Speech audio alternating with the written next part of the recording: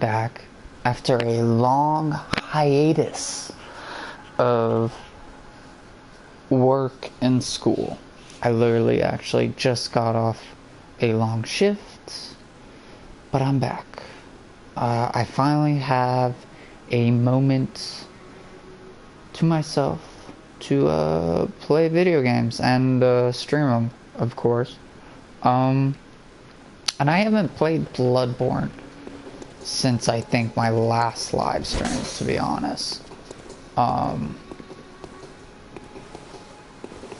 pretty sure I was at the university or Bergenworth College. And that was like, I think, where I pretty much left off. Trying to remember sort of a little map, I guess, of things. I know there's some like story stuff that I'm trying to think of, because obviously this is my second time playing this game through. I'm just gonna start from the get-go. Get my bearings, you know. And also get some blood echoes, so let's hit it. So, as I mentioned, you know, I've been busy with school. I've been working on a couple different papers for classes. And my second year of Russian takes a toll on me. There's a lot of homework in my Russian class, mostly translating, reading, and, you know, speaking, which is not that bad. It's a lot of it's tedious. Translating is not an easy job, especially if you're dealing with a very long piece of work or anything like story based, because there's some context that's just like lost in translation completely.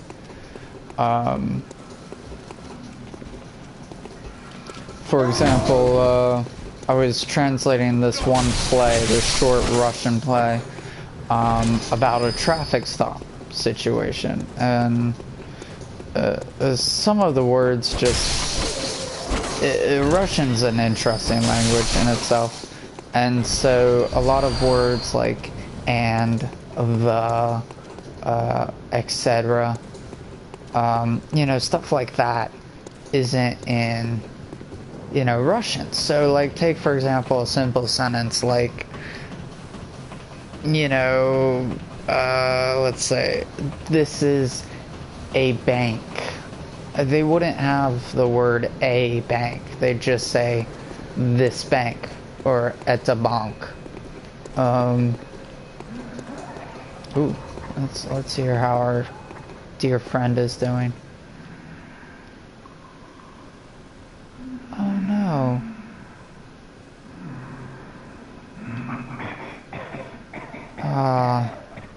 That's sad.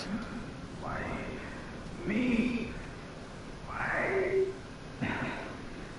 Dear God, what have I done? Save me. Please, save me.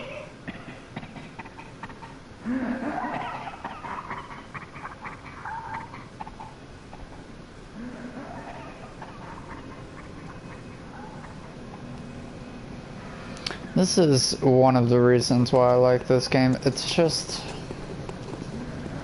a sad emotional moments like that that really add a depth to it. Speaking of sad characters, I might drop by the little girl's house, Gaston's daughter. Gaston. But yeah, so I've been doing a lot of Russian. And so, translating literally from Russian to English doesn't work. It just simply can't be done. So you sometimes have to, you know, interpret it. You know, you have to, you know, translate it literally, but then rewrite it in such a way that an English speaker would understand what you're saying.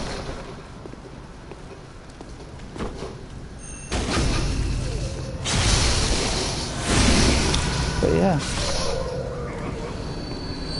Let's see how these people are doing.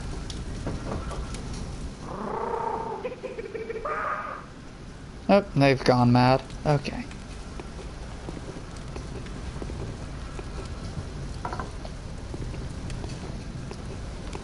Not to give spoilers,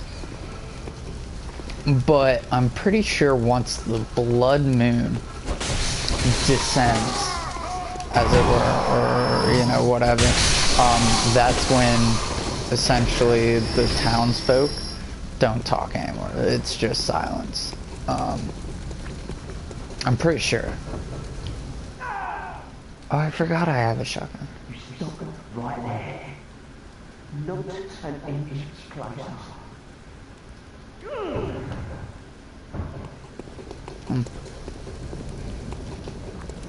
But anyway, so Russian, this second year Russian has been interesting because it's been hard on another level. Like the foundations of the Russian language is there. Like, you know, I can pick up a dictionary and be like, okay, I know how to construct and deconstruct a sentence. But some of the smaller details aren't there. And so, for example, creating a sentence sometimes, a complex one, can be quite difficult. You know, certain words translate a certain way. They might have like multiple meanings, and the most common meanings they use in Russia might be different or something. Yeah.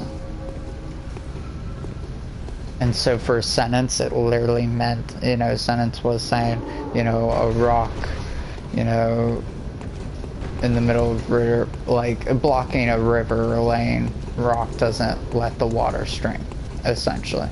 And so the Russian word for stream there also had a second meaning to it, a symbolic meaning. You know, essentially meaning that, you know, life doesn't go on. You know, that it literally meant, you know, stream also meant life, you know. So it had this sort of pun or double meaning in the sentence, the Russian proverb. And so it's kind of interesting to see stuff like that. And that's stuff that's just not translatable. You know, you can't translate words like that easily into English from Russian. You know, it has that double meaning that, you know, you, the Russian speaker, knows quite well, but the English speaker, they just get the one translation, stream, you know. They don't know that the same word is used to mean, you know, someone's life, the lifespan, you know.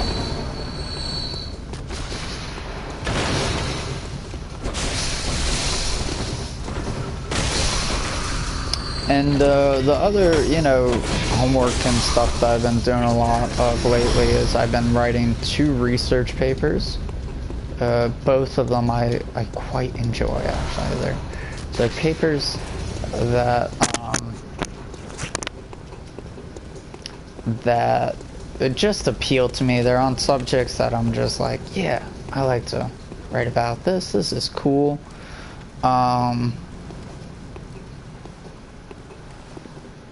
Like this one paper I'm writing is it's titled it's a research paper. It's titled this one. It's titled with the rise of robot ethics, what are the ethical implications of using artificial intelligence in the workforce, the private market? Oh, that was quite easy. I must be a pretty high level, kill you that easily. But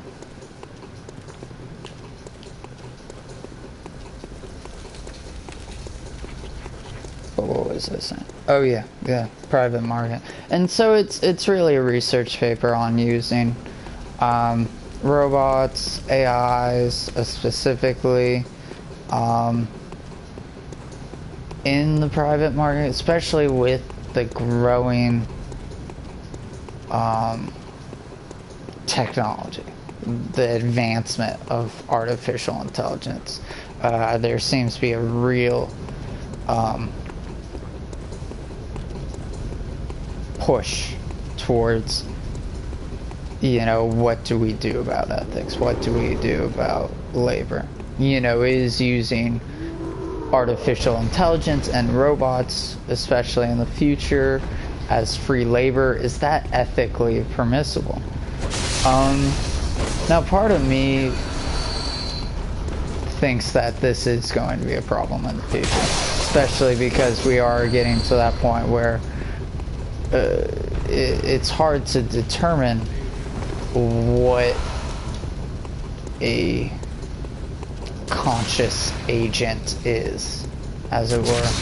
And the AI's artificial intelligence. If we take, let's say, for a moment, a materialistic stance. Now, I'm not a materialist, but if we take the materialistic stance that our brain hardwired machines, computer programming, etc. For example, if you've ever read Arthur Kessler's Ghost in the Machine, he makes this argument that essentially, or analogy, that we're essentially, machines, that we're biological machines, no different than a robot, with wiring and so forth. And if you take that stance, if you take this materialistic stance, then what is the difference between a biological machine, i.e. us, and a mechanical machine?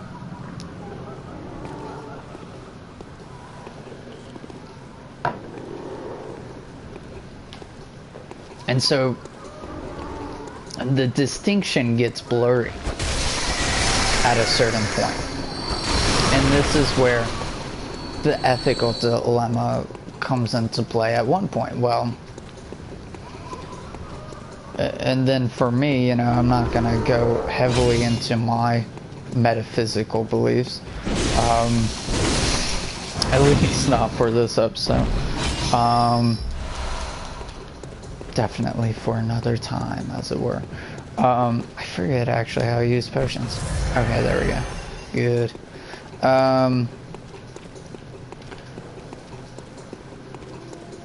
Yeah, so it's an interesting research paper, and I'm enjoying the process of it, looking up these articles, these journal articles, my lovely ODU library.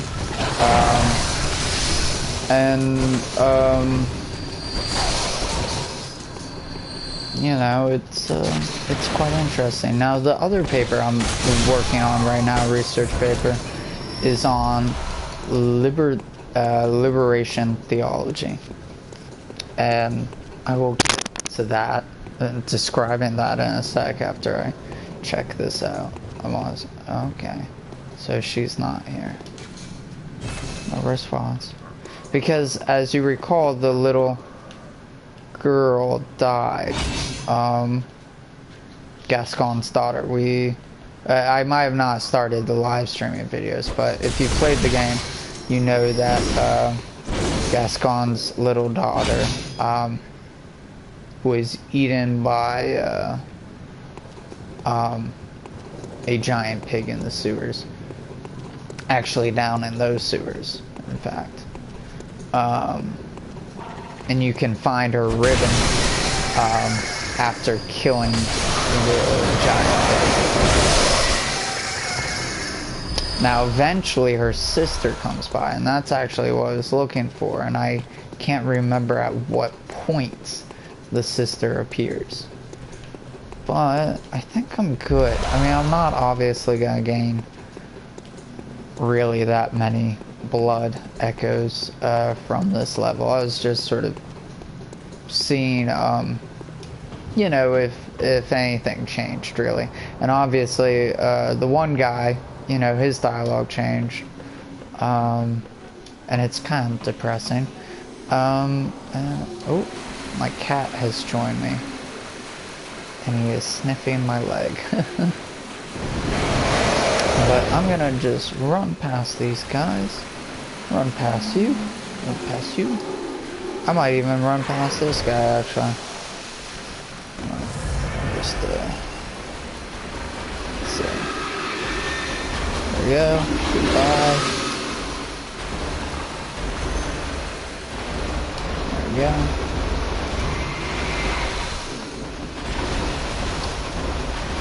But the other research paper I'm doing is on liberation theology. And liberation theology is, it's I guess a branch of Western Marxism. But essentially what it is, it's a synthesis of Christian interpretation of the Bible with a,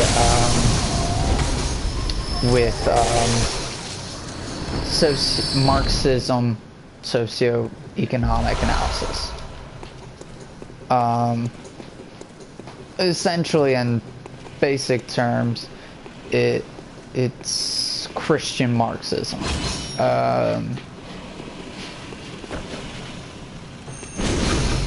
Which is really interesting because I think most people, especially Christians, have a strong stigma when it comes to Karl Marx, the communist philosopher.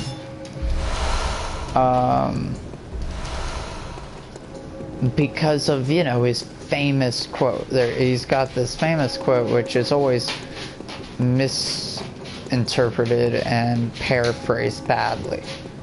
Because it's usually paraphrased, it's not actually a direct quote.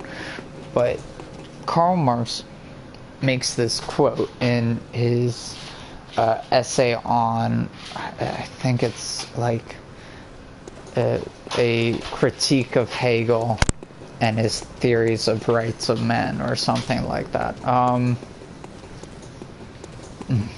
Don't quote me on it. But anyway, the paraphrase from Karl Marx in that paper is that Karl Marx says that Christianity is the opioid of the masses. And, you know, Karl Marx is known to be an atheist, and so a lot of Christians have a stigma about Karl Marx. What liberation theology tries to do is bridge that division between, you know, essentially, oh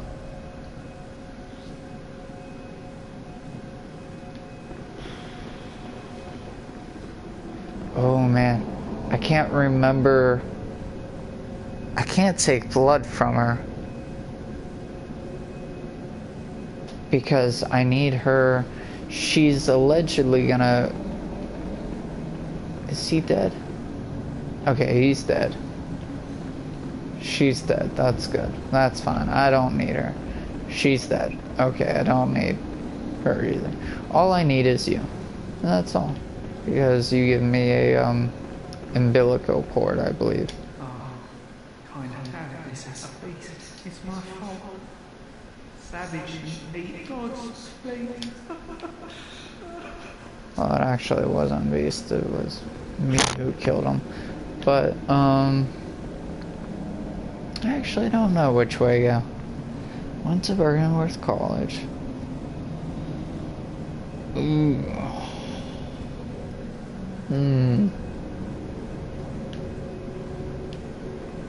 We'll go towards Bergenworth, I guess.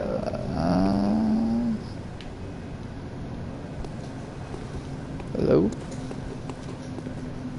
Usually there's a couple guys out here. That's strange. Oh, that's really strange. That can't be right.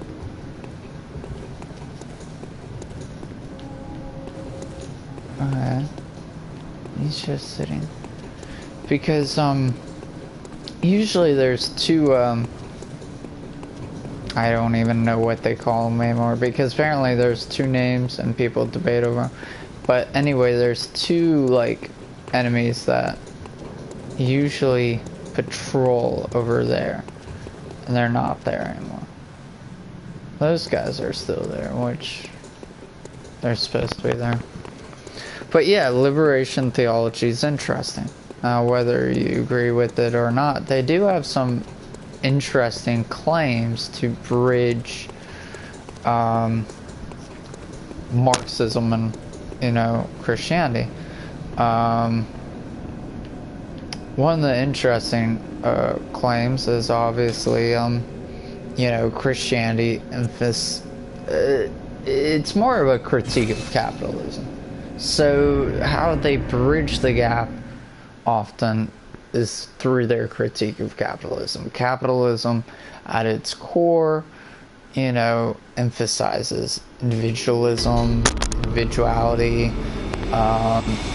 competition, almost economic Darwinism at some points, and so it contradicts or goes against a lot of Christian values in the sense that, Christianity,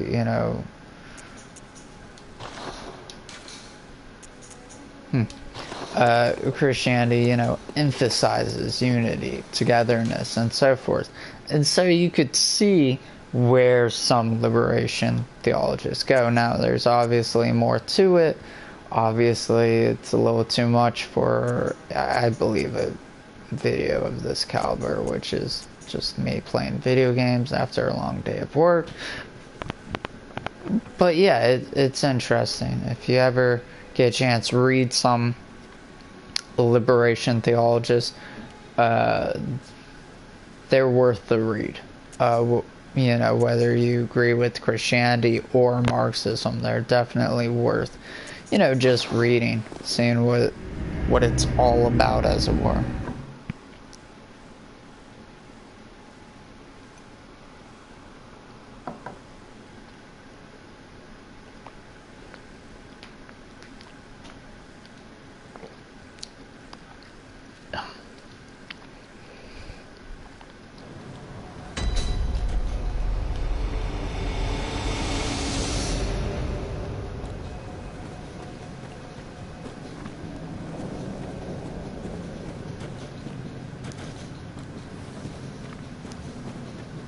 Do.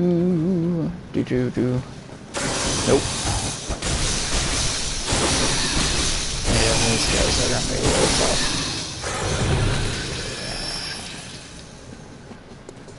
Now, I haven't beaten the boss here yet. I'm wondering really if I should try for this boss or try for... Yeah, you're there. Come on.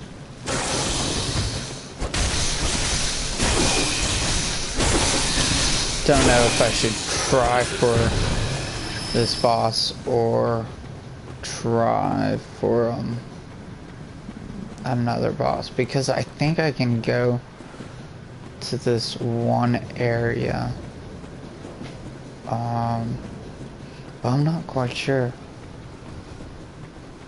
I mean, I might as well, because I'm not gonna be at a high enough level really to kill this boss. I actually don't know how many blood echoes I need to level up yet. To next level, that is. Just your philosopher gamer playing Bloodborne. I've actually been playing a bit of Spider-Man PS4 game, and it's quite fun. I just started doing New Game Plus on that.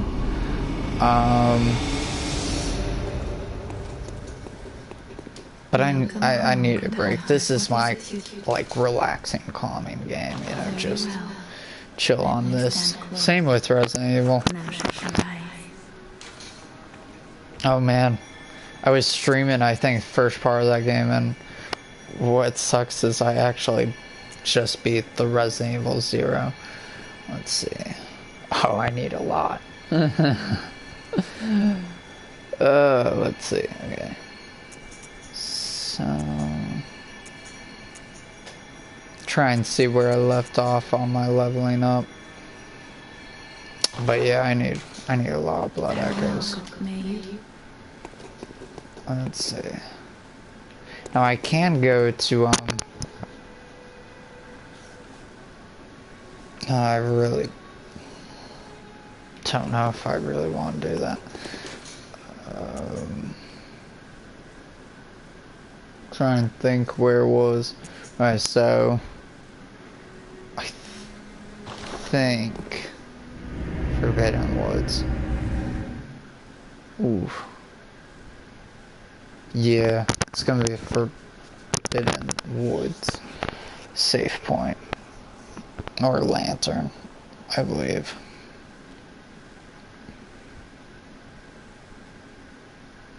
I love Bloodborne. I love some of the Dark Souls games. But I think I love Bloodborne more than Dark Souls. Story-wise and just aesthetic-wise, I guess. If you can say. Ouch.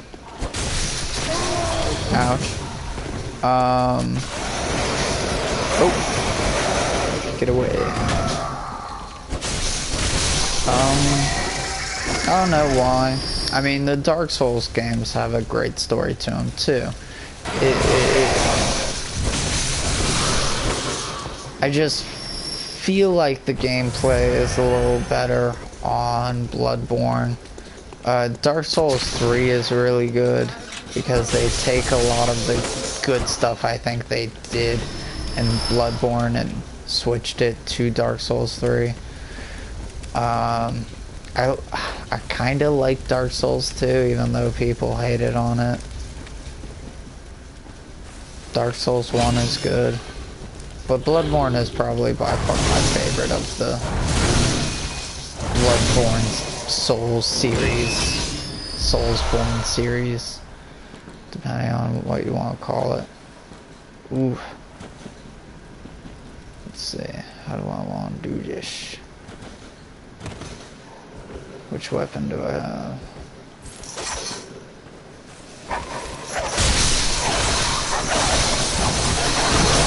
Oop, nope, nope.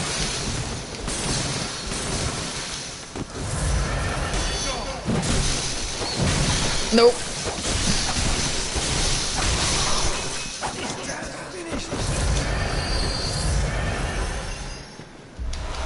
Okay. Oh, that was close. And there's still a dog.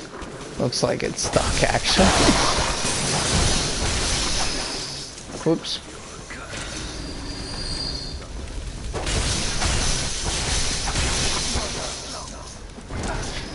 That was kind of close. I just switched my other sword.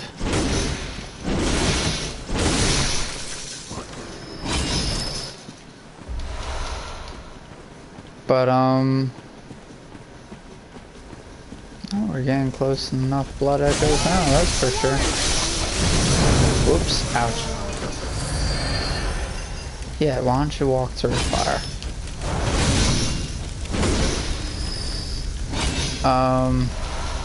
But yeah, that's what I've been busy with. School and work. School and work.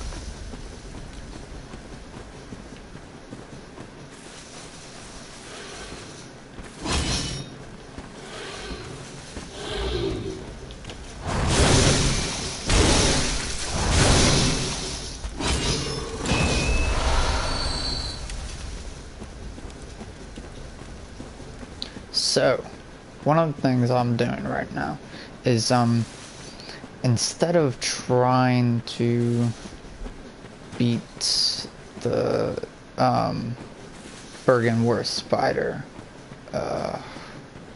trying to remember his name. It's gonna kill me. But anyways,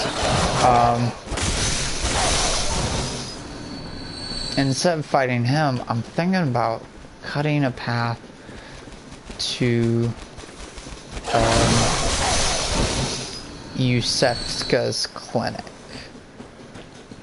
I think that's how you pronounce her name. Yusefska's or Isefska's.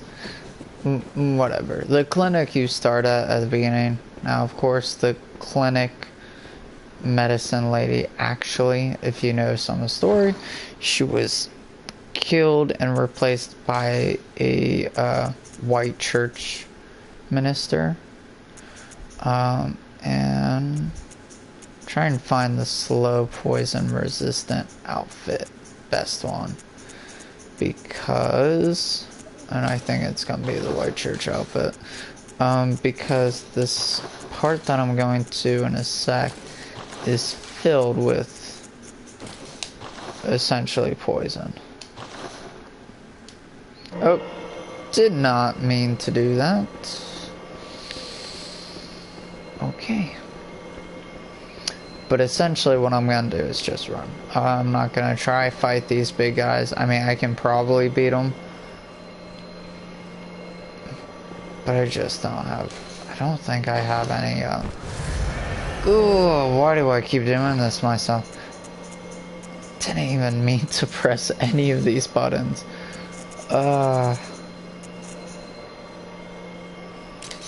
Yeah. Okay.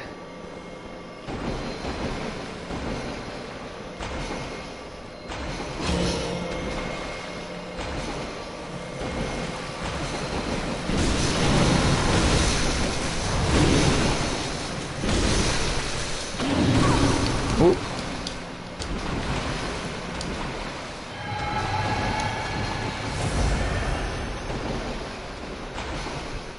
Come on, big guy. Come on. No, where are you going? Fight me like a man. Oh, ew. Maybe don't fight me that well. Oof. Take another pill. Pills are your friend in this game. Unlike in real life. Those little things. I hate those things so much. Oh man, it's coming towards me. Oh, no, go away. Ooh. That's why I hate it. Because it's hard to lock onto or hit.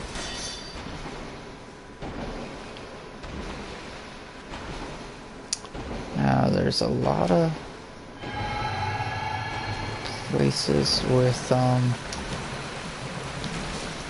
Oop. Trying to dodge you guys. A lot of these, which I feel like I should get out of the way first.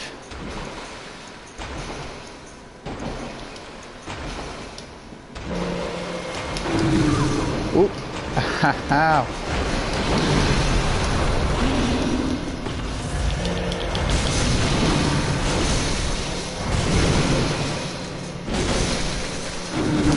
Oop.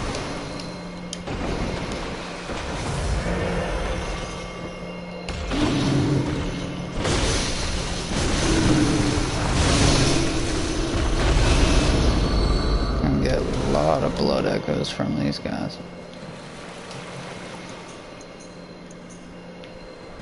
And there's another thing over here. Let's see if I can.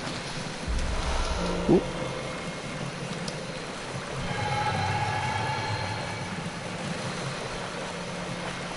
Oh, get away.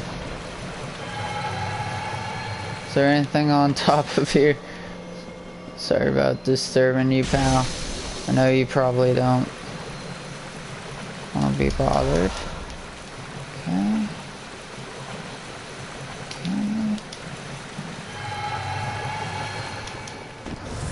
There you go. I think we got as much as we could handle.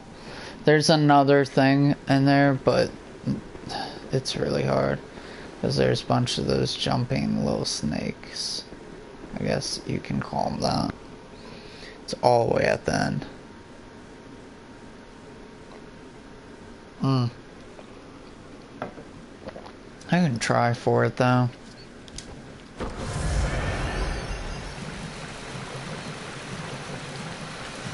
I really probably shouldn't.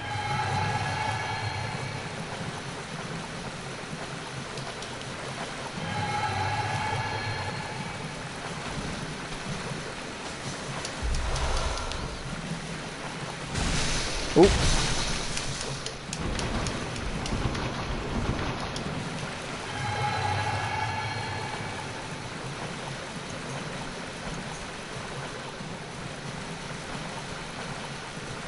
Alright, so we're about to get slow poisoned.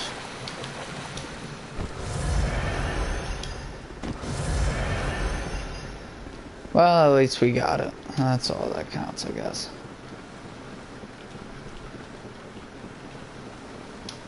And then what is interesting is you do see some remains of some what appears to be great ones down here. I believe so. I think we passed it, but some more lore for you, as it were. Well, I used up all my antidotes and pretty much almost all my blood echoes, so that's good.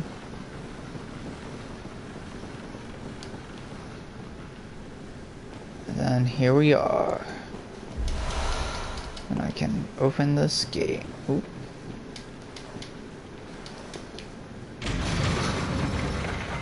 Now, what I do hate is there's this friggin' monster thing over here that will suck out your insight. And I really, really hate those creatures. I forget what they're called.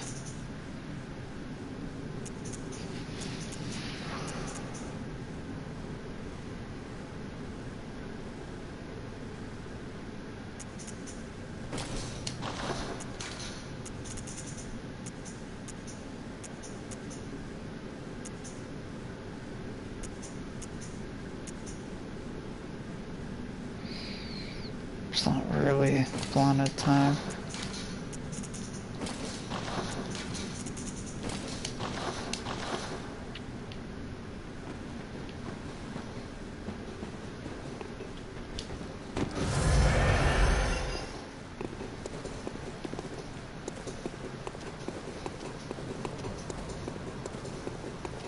I don't even know if you can really use your shotgun on them to stun them.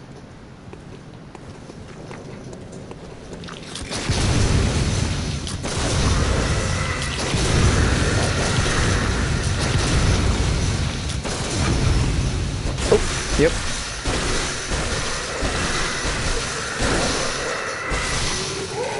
There we go. So you can stun them.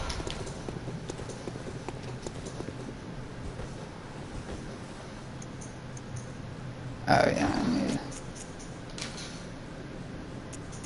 Oh, I don't really. Where's my lantern? For you. Madman's knowledge. Fun stuff. Ooh, I got a couple actually.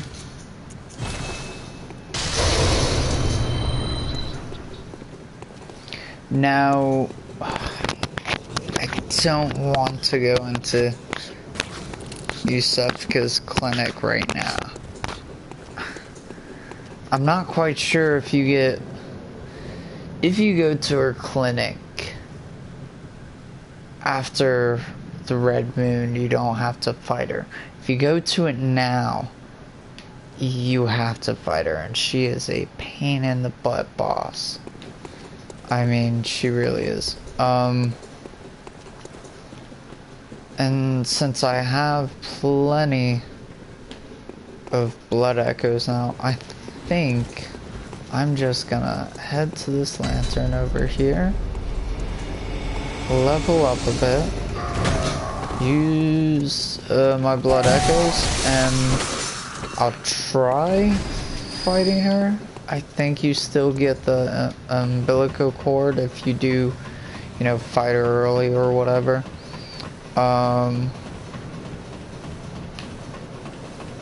But it doesn't matter if either way, you know, it doesn't matter. I guess I'm not.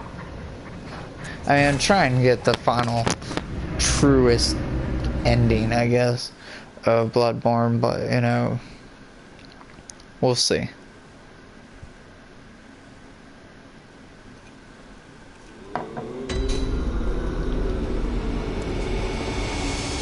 Welcome home, good hunter. What is it you do? Very well, let me see.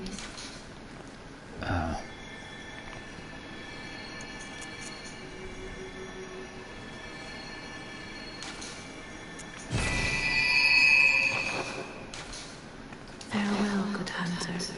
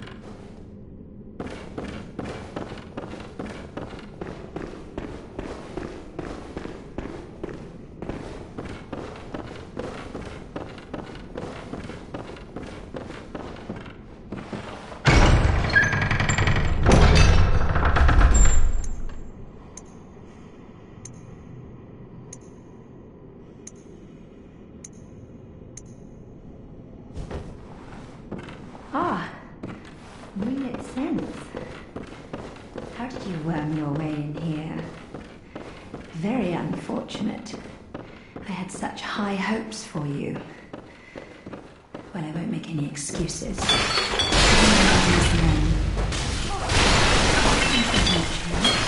You'll do the rescuing, and I'll do the saving.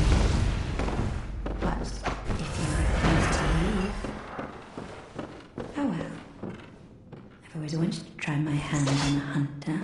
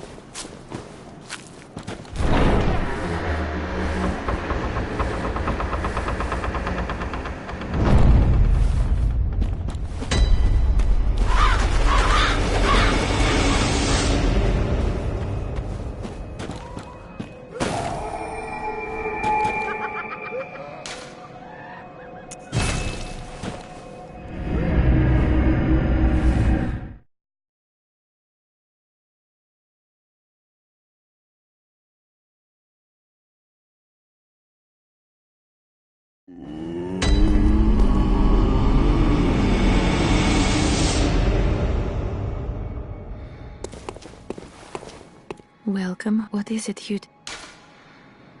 Very well. Let the echoes become your strength.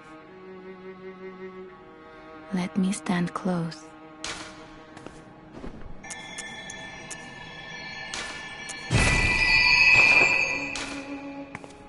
Farewell. May you...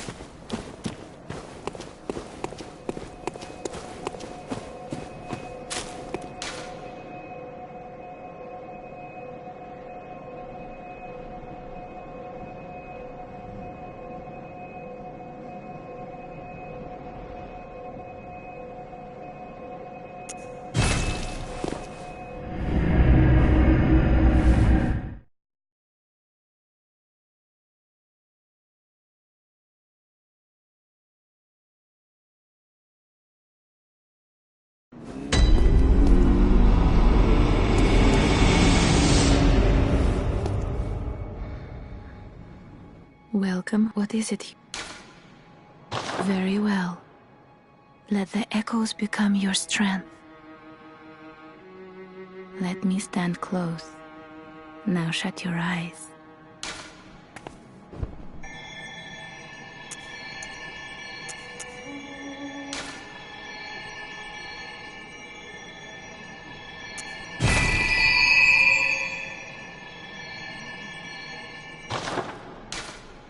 Farewell, may you...